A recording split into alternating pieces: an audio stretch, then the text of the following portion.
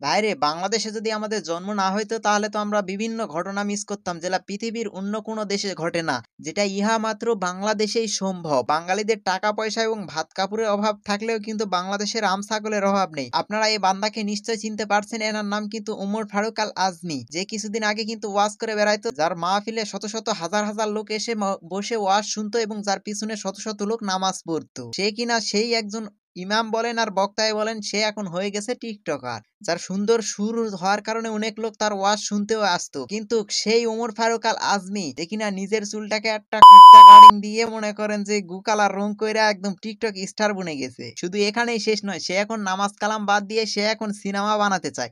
আপনারা একটাবার চিন্তা করেন যে আছে কি আর হইল কি। বিভিন্ন মানুষ সিনেমা জগৎ থেকে ইসলামের দিকে ফিরে আসতেছে, আর এই বেচারা তো ইসলামের দিক থেকে সিনেমার জগতে ফেরত যাচ্ছে। আগে কিন্তু আমি অনেক ভিডিওতে বলেছিলাম যে দুনিয়া উল্টে পৃথিবী হয়ে গেছে, তার প্রমাণটা আপনারা একটু নেন এখানে। শুধু এখানেই শেষ নয়, সে বলেছে যে তাকে যদি সিনেমায় নেওয়া হয় তাহলে সব রেকর্ড ভেঙে দিবে। ইলিয়াস কাঞ্চনের বেদের মেয়ে জোসনা, শাকিব খানের প্রিয়তমার রেকর্ডও তিনি কিন্তু ভেঙে দিবেন। শুধু তাই নয়, শাকিব খান 20-25 বছরে যা করেছে এ বেচারা তো 2-3 বছরেই তাই করে দেখাবে। যদি না করতে পারে তাহলে নাকি 2 কোটি টাকা ক্ষতিপূরণও দেবে। Super zero Zayed Khan, flop star Ananta Jalil, কিংবা টোকা স্টার হিরো আলম, কিংবা ভুয়া ডাক্তার, এদেরও তো এত ওভার কনফিডেন্স নাই যে কনফিডেন্সটা এই আল্লাহর বান্দার আছে। তবে তাকে যখন ইন্টারভিউতে জিজ্ঞেস করা হয় যে আপনাকে কি দেখে সিনেমাতে একজন নায়ক হিসাবে নিবে, তখন তিনি বলেন যে সিনেমা করতে গেলে যেরকম নায়কের বডি ফিটনেস লাগে আমারও সেরকম আছে, একটা নায়কের যেরকম চেহারা লাগে আমার চেহারাও সেরকম আছে, আর যেসব অভিনয় বা অ্যাক্টিং শিখতে হবে এটা তো আমি 2-3 মাসেই শিখে নেব। কওমি কোরআনের হাফেজ এই বান্দা কওমি মাদ্রাসার সর্বোচ্চ সনদ দাওরায় হাদিস করেছেন ভারতের আজমগড়ের সম্ভবত একটি মাদ্রাসা থেকে। সেখান থেকে তিনি দেশে ফিরে কিন্তু তিনি দীর্ঘ 8-10 বছর ওয়াজ মাহফিল করেছেন এবং দীর্ঘ 4-5 বছর ধরে ইমামতি করেছেন।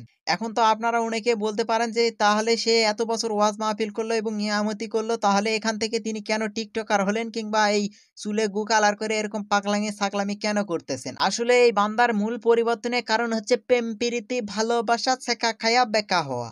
প্রেম প্রীতি ভালোবাসা ছেঁকা খায়া বেকা হওয়া। এখন কিন্তু সে ছেঁকা খেয়ে বেকা হয়ে গিয়ে গরিবের বাপ্পারাজ হয়ে কিন্তু এখন সে পাগলামি ছাগলামি করে বেড়াচ্ছে। যে বান্দা কিন্তু আগে ওয়াজ মাহফিলে বলে বেড়াইতো যে প্রেম ভালোবাসা করা হারাম, অবৈধ সম্পর্ক রাখা হারাম, কিন্তু সেই বান্দাই তো অবৈধ সম্পর্কের জন্য, প্রেম ভালোবাসার জন্য মনে করেন যে একদম সেই বান্দা তো পুরা পাগল হয়ে এখন তো সিনেমার নায়ক হইতে চাইতাছে। তবে আপনারা জানেন যে আমার থেকে আমার গার্লফ্রেন্ডের বুদ্ধি বেশি। সে আবার আমাকে বলতেছে যে এই বান্দা কিন্তু আর হুদাই এমনিতেই কিন্তু এরকম রাম ছাগল হয়ে যায় নাই। তুমি জানো এই বান্দা তো মনে করো যে ভাইরাল হওয়ার জন্য এরকম চুলে গু কালার রং করছে। আমার গার্লফ্রেন্ডের এসব কথা শুনে তো মানুষ বালিশের উপরে মাথা দিয়ে ভাবে, আমি বালিশের নিচে একটু মাথা দিয়ে ভাবে, তার সঙ্গে একমত হলাম।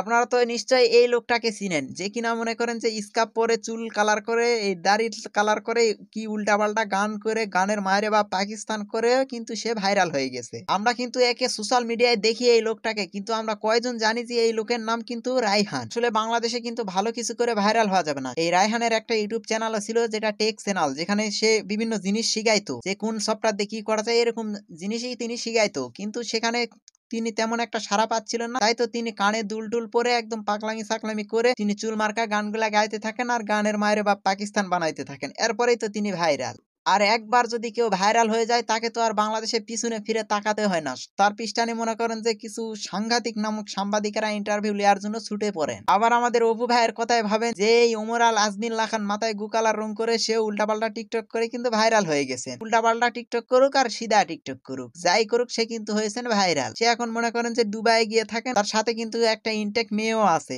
একটা জিনিস চিন্তা করেন যে যদি ভাইরাল হয়ে ইনটেক মালই পাওয়া যায় তাহলে তো সবাই ভাইরাল হতেই চাইবে। ওমর আল আজমি যে বলেছে যে সে সিনেমার নায়ক হতে চায়, আসলে তার যোগ্যতাও আছে, কারণ তারা যেভাবে প্ল্যানটা করেছে যে কিভাবে চুলে কালার করতে হবে, কি করতে হবে, তাদের একটা রেকর্ডসও ভাইরাল হয়েছে, যেটা আপনারা একটু শুনলেই বুঝতে পারবেন। আমি আর শোনাচ্ছি না, আপনারা একটু কষ্ট করে শুনে নেবেন। সেই রেকর্ডটা মনে করেন যে ভাইরাল হওয়ার পর তারা এমন ভাবে প্ল্যান করছে আসলে সিনেমাকেও হার মানায়। আসলে এটা দেখে আমি মনে করি যে তার সিনেমায় নায়ক হওয়ার যোগ্যতায় আছে। সেটা মনে করেন যে যাই যেরকম করেই হোক, আপনিও যদি ভাইরাল হতে চান তাহলে মনে করেন যে তাদের প্ল্যানটা আপনারা একটু শুনলে বুঝতে পারেন যে অবাক করা প্ল্যান। এমনকি আপনিও ভাইরাল হতে চান কিন্তু ধর্মকে টার্গেট করতে হবে, যেমন কিছুদিন আগে আসাদ নূর ইসলাম ধর্মকে টার্গেট করে কিন্তু ভাইরাল হয়েছে, সেরকমই আপনিও হতে পারবেন। ধর্মকে আসলে পুঁজি করে ভাইরাল হওয়াটা খুবই সহজ। শেষমেশ আমি ছোট্ট মানুষ হিসাবে একটা কাজের কথা কই, যারা নিজেদের ধর্মকে অন্যের কাছে সস্তা বানিয়ে ভাইরাল হওয়ার চেষ্টা করে তাদের পিছনে কি করা উচিত আপনি একটু বলে দেন তো। সিল মাইরা দেবো। নিঃসন্দেহে তুই ঠিক কথা বলেছিস।